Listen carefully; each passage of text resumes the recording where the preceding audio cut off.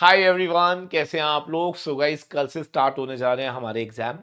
I am very sure कि आप लोगों की तैयारी बहुत अच्छी होगी।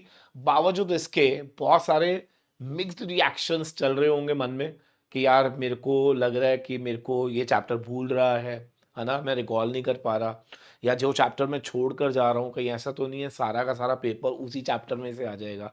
So guys, first of all तो मैं आपको बताना चाहता हूँ कि ये जो रिएक्शन आपके मन में आ रहा है ना, ये सबके मन में आ रहा है। ठीक है ना। तो जितने भी स्टूडेंट कल एग्जाम देने जाएंगे, एग्जाम में जब तक वो बैठ नहीं जाते ना, तब तक उनके दिमाग में यही सब चलने वाला है कि यार मैं कुछ भूल रहा हूँ। लेकिन ट्रस्ट मी, जब आप कल पेपर में बैठोगे ना, तो उसके बाद आपको जैसी क्वेश्चन को रीड करोगे ना, आप लोगों को सारी चीजें अपने आप याद आनी शुरू हो जाएंगी। ये विश्वास मान लो मेरा।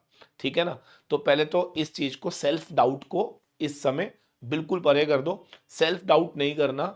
इनफैक्ट जितना आप सेल्फ डाउट करोगे उतना आप पैनिक करोगे, जितना पैनिक करोगे उतना परफॉर्मेंस पे असर पड़ता है। ठीक है ना। So trust your self. आप अपने आप पे विश्वास रखो। अगर आपने इतनी मेहनत करी है तो आप पेपर में जब बैठोगे तो वो चीजें रिकॉल हो जाएंगी। इसलिए इस चीज को दिमाग से पहले निकाल देना। ठीक है, number one. Number two, very important, कि जब हम प्रोफेशनल एग्जाम के अंदर अपीयर करते हैं ना, तो आपको मालूम है सबसे इंपॉर्टेंट चीज क्या होती है? Time management. देखिए, प्रोफेशनल एग्जाम का मतलब ही होता है to bring professionalism in you. आप अपने आप में प्रोफेशनलिज्म कैसे लेकर आओगे कि आपको यह पता होना चाहिए कि जितना समय आपको इंस्टीट्यूट दे रहा है, उतने ही समय में आप सारे चैप्टर को कैसे रिवाइज करोगे, और उसके लिए टाइम एलोकेशन बहुत इंपॉर्टेंट होता है। तो सारे चैप्टर को अकॉर्डिंग टू द वेटेज आप टाइम एलोकेट करो, एंड कोशिश करो कि उसी टाइम के अंदर आप लोगों को वो सारा का सारा जो चैप्टर्स हैं वो रिवाइज करने हैं। ठीक है। कुछ भी नया नहीं करना इस समय। ठीक है। नया बिल्कुल मत करिएगा। हो सकता है कि आपका फ्रेंड आपको कॉल करके बोले कि सर सुनो, ये वाला चैप्टर तूने करा है, और आप बोलो शिट मैं तो करा नहीं, तो अब आप वो करने बैठ जाओ। ऐसा नहीं करना। जो चैप्टर आपने, वैसे तो मैं उम्मीद कर रहा हूँ आपने सारे करे होंगे, फिर भी अगर आपने कोई चैप्टर छोड़ा है तो उसको अब छूटे रहने देना। उसको अब दोबारा करने की ज़रूरत नहीं है। जितना आपने करा है उसी चीज़ को थॉरली रिवाइज करो, एंड ट्रस्ट मी, आप लोगों का पेपर बहुत अच्छा होगा। क्लियर है।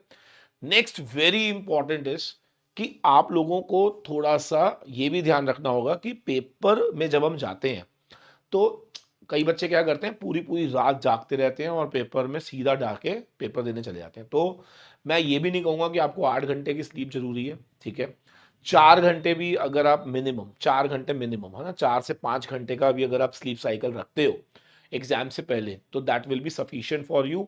और ट्रस्ट मी, आप लोगों को दिक्कत नहीं आएगी। लेकिन अगर कोई बच्चा बोले कि सर मैं तो सोऊंगा ही नहीं और डायरेक्ट चला जाऊंगा, तो डेफिनेटली उसका इम्पैक्ट कहीं ना कहीं पेपर पे पड़ता है। वाई? बिकॉज आपका प्रेशर दिमाग में रहता है और आप उस तरीके से सोच नहीं पाते हो फिर। ठीक है ना।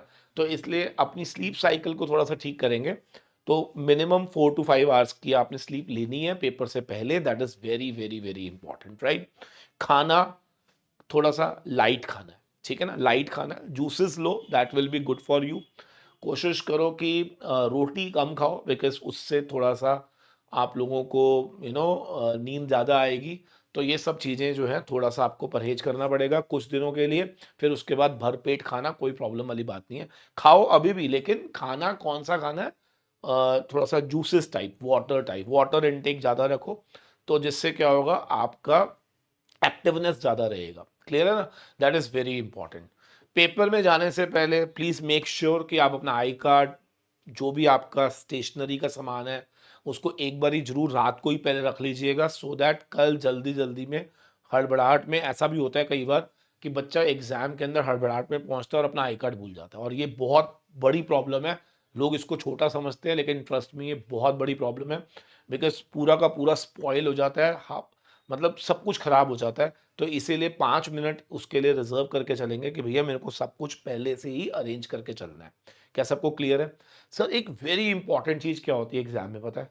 आपका मैनिफेस्टेशन। अगर आप इस चीज को स्ट्रांगली बिलीव करोगे ना कि भाई इस बार मैं निकालूंगा ही निकालूंगा, जो भी पेपर में आता होगा वो मुझे भी आता होगा, सर मैं आपको बता रहा हूं, आप देख लेना, पेपर खोलते ही आपको ऐसा लगेगा यार सारी चीजें मेरी की हुई आई हैं, कुछ भी ऐसा नहीं है जो मैंने नहीं करा हुआ। So that is very important, ठीक है ना?